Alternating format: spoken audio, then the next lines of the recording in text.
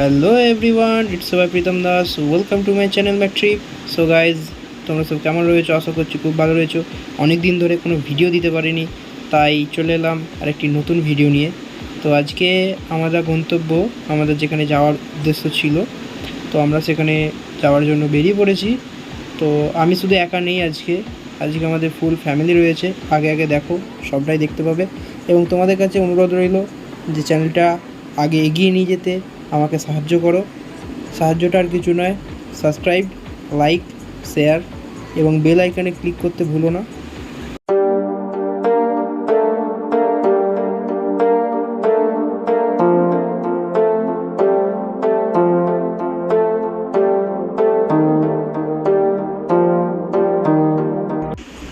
আশা করছি বুঝতে পেরে গেছো যে কোথায় যাচ্ছি আমরা।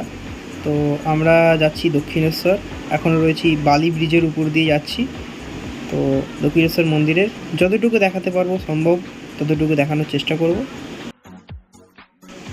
এই ব্রিজ থেকে দক্ষিণেশ্বর মন্দিরের যেটুকু অংশ দেখা যায় খুব সুন্দর লাগে, তাই না?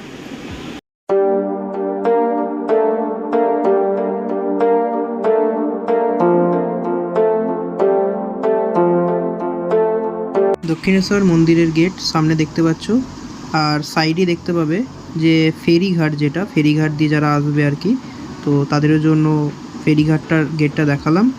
এবং এটা একটা জনপ্রিয় জায়গা, সেখানে দেখানোর কিছু নেই। তো পার্কিং এ জোন এটা। তো আমরা গাড়িটা এখানে রাখি।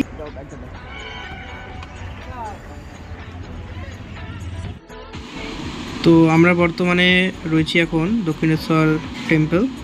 তো দক্ষিণেশ্বর মন্দিরে যাচ্ছি আমরা, এবং এখানেই আমরা কিন্তু গাড়িটা রেখেছি। এবং এই যে দেখতে পাচ্ছ, এখানে বিল্ডিংটাতে খুব সুন্দর রামকৃষ্ণ পরমহংসদেবের ছবি এবং বাণী লেখা আছে। এবং আমি যে এখানে দাঁড়িয়ে রয়েছি, এখানে ওয়েদারটা কিন্তু খুব সুন্দর এখনও পর্যন্ত, কারণ এখন সকাল, ঠিক আছে? তো খুবই ভালো লাগছে, কারণ এরকম সকালবেলা, আরও সকালে এলে আরও ভালো লাগতো ওয়েদারটা, এবং তাড়াতাড়ি পুজো দেওয়াও যাবে। এবং যারা আসতে চাইছো বা যারা আসছো, তাদের করে এই গরমে আমি একটা এই জিনিস বলবো যে এই যে মন্দিরটা দেখতে পাচ্ছ সামনে, ওখানেই যাবো আমরা।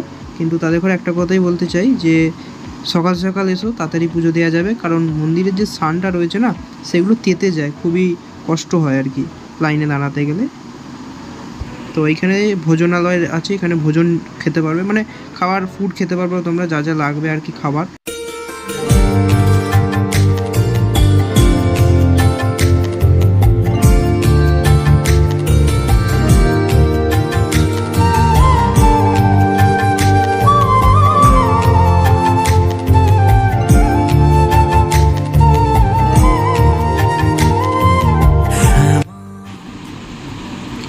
এবং সামনেও যে দেখতে পাচ্ছ নারকেল গাছগুলো লাগানো রয়েছে, ওখানে স্বামী বিবেকানন্দের যে মূর্তিটি, সেটাও কিন্তু স্বামী বিবেকানন্দ যখন সন্ন্যাস দশায় ছিলেন সেই সময়কার আর কি।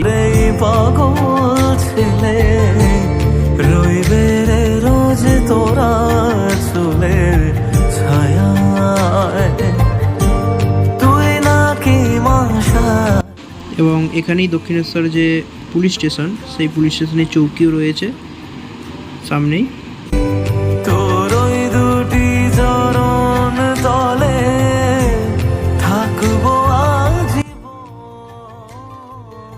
তো সামনে যে সাদা কালারের যে মন্দিরটা দেখতে পাচ্ছ, হোয়াইট কালারের, তো এটাই হচ্ছে রানী রাসমণি, অর্থাৎ যিনি এই মন্দির প্রতিষ্ঠা করেছেন, তো ওনার মন্দির।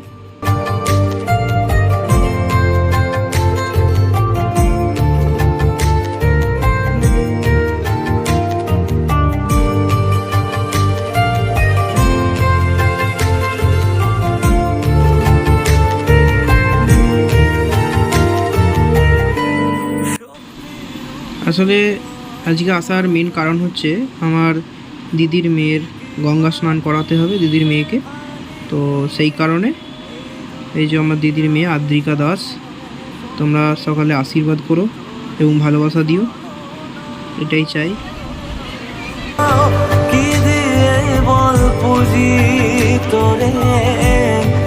আমি বড় ভাগারে তোর চোখের দয়া ছাড়া নেই রে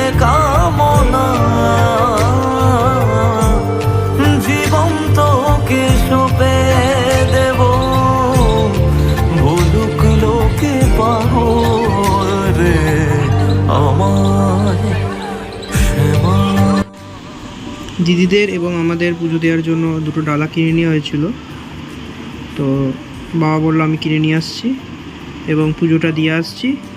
মা বাবা ওরা সব যাচ্ছে, আমি এখানে ছিলাম কারণ ভিডিওটা করব বলে, এবং ওরা এলে আমি একবার ঠাকুর দর্শন করে আসব।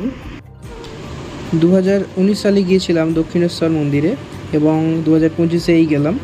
তো 2019-এ কিন্তু ছিল না, এবং 2025 সালে গিয়ে দেখতে পেলাম এই যে সারিবদ্ধভাবে এই মূর্তিগুলো দেখতে পাচ্ছেন, এই মূর্তিগুলো হচ্ছে শ্রীরামকৃষ্ণ পরমহংসদেবের কিছু অনুচর বা স্বামী বিবেকানন্দের অনুপ্রেরণায় বা দীক্ষিত যেগুলো স্বামীজি যারা, তো তাদেরই মূর্তি এগুলো, এক একটা স্বামীজি, আমি সবাইয়ের নাম জানি না, তো জাস্ট দেখালাম যে ভালো লাগবে তো আপনাদেরও, কারণ হচ্ছে এত সুন্দর লাগছে না, যেন মনে হচ্ছে ওনারা যোগে বা ধ্যানে রয়েছেন।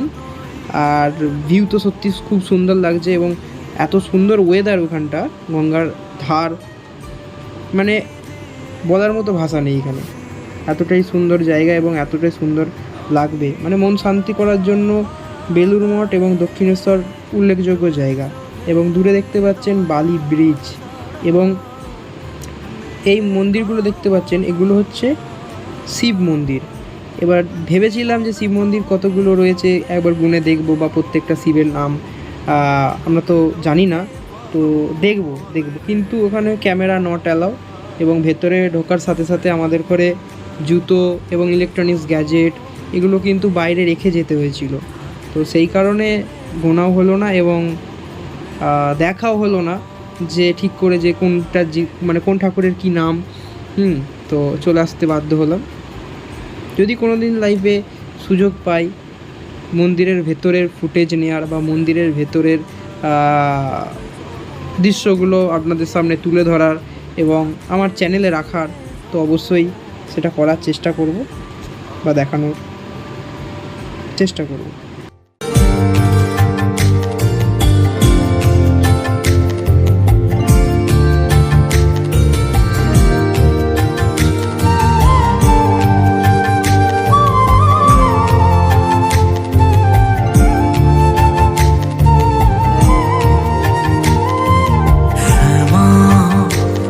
তোর চরণ ধরে থাকতে দিস রে জনম ধরে আমার মাগো, তোরে পাগল ছেলে রইবে রে। এর আগের বারে যখন গিয়েছিলাম ওই যে দূরে দেখতে পাচ্ছেন যে জায়গাগুলো রয়েছে, ওই জায়গাগুলোতে বসার সুযোগ হয়েছিল আমার, কিন্তু এবারে সব জায়গাটায় তালা মারা। এবং এই যে দেখতে পাচ্ছেন সাইডে বিভিন্ন ছাতা কাটানো রয়েছে, এই ছাতার নিচে কিন্তু একটা ছোট মার্কেট গড়ে উঠেছে, ঠাকুরের সরঞ্জাম, ঠাকুরের জিনিস এবং ছোট ছোট ঠাকুর, এছাড়াও ছোটোখাটো খাবারের স্টল এখানে রয়েছে, কিন্তু স্টলের যা দাম খাবারের, সেই তুলনায় খাবারের কোয়ালিটি কিন্তু খুব একটা হাই তা নয়। এবং সামনে যে জায়গাটা দেখতে পাচ্ছেন এই যে তো এটা কিন্তু ডালা ফালা কেনার জন্য, মানে এই জায়গাটা টোটাল এখানটা যতগুলো দোকান রয়েছে সেগুলো হচ্ছে ডালার, এবং এটা একটা ছোট পার্কের মতো, মানে বসে থাকার মতো খুব ভালো জায়গা সময় কাটানোর জন্য, বা নিজে একাকিত্ব একটা জায়গা টাইম কাটানোর জন্য, একাকিত্ব স্পেন্ড করার জন্য একটা খুব ভালো জায়গা এগুলোতে, কিন্তু এগুলোতে ঢোকার সৌভাগ্য এবারে হয়নি। তুই সে খালি এই দুনিয়ায় যা হয় সবই তোরই ছলনা, কি দিয়ে বল পুজি তোরে আমি বড় ভাগারে তোর চোখের। আমি জানতাম না যে দক্ষিণেশ্বরেও মন্দিরে রথ টানা হয়, তো এখানে দেখতে পেলাম একটা রথ দাঁড় করানো রয়েছে, এবং সেই 2019 সালে এসেছি, মন্দির দেখেছি, তো সে কারণে মনে নেই যে এখানে রাধা মাধবেরও একটি মন্দির রয়েছে, ভেতরে বিগ্রহ রয়েছে। তো পরবর্তী রথ দেখলাম এবং ভেতরে যখন ঢুকলাম দেখলাম যে হ্যাঁ সত্যি রাধা মাধবের একটা মন্দির রয়েছে, এবং তখনই বুঝতে পারলাম যে এই রথটাই রাধা মাধবের। এবং ওই যে দেখতে পাচ্ছেন ওগুলো ডালা বা চায়ের স্টল রয়েছে, যেখানে আপনি চা নিতে পারবেন এবং ডালা ওখান থেকে কিনতে পারবেন।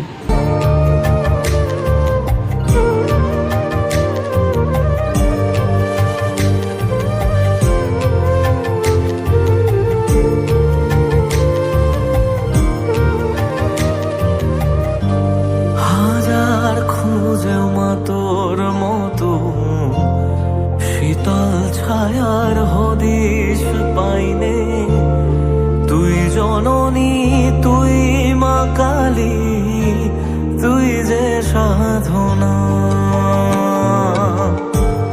এ জগতের মোহ মায়ায় ব্যাকুল হয়ে তোরই মুখে যতই দেখি ততই যেন ভুলে যাত না।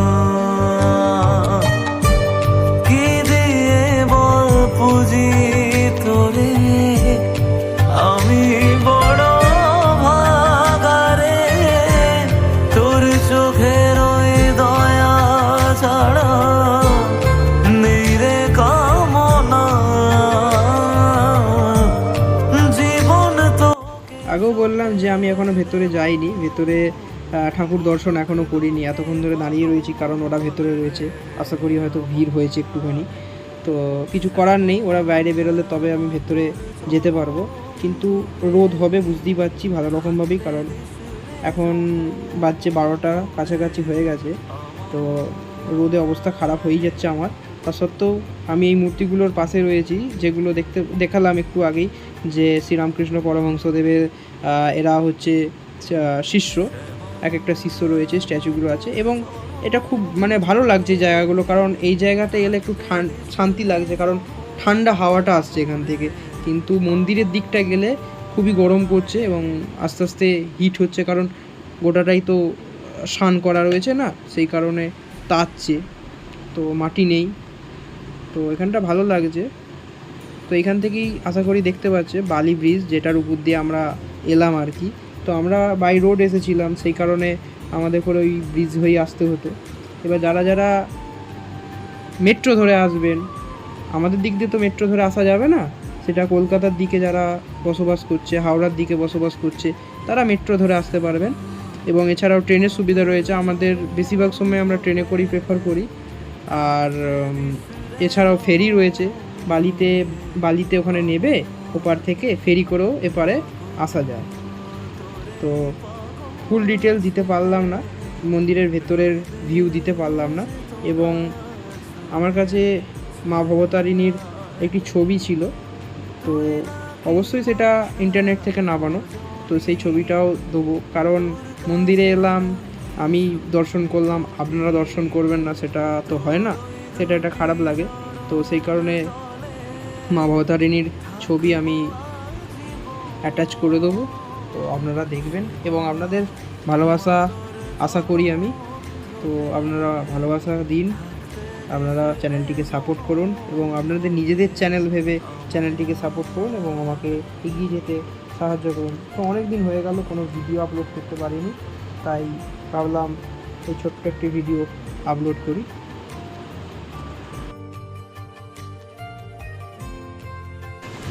আস্তে আস্তে গরম বাড়ছে, সেই কারণে কিন্তু এখানে পাম্প থেকে জল দিয়ে দিচ্ছে, কারণ যাতে পা রোদে না তেতে যায়, এবং যেহেতু লাইনের একটা ব্যাপার রয়েছে, কষ্ট পাবে সেই কারণে।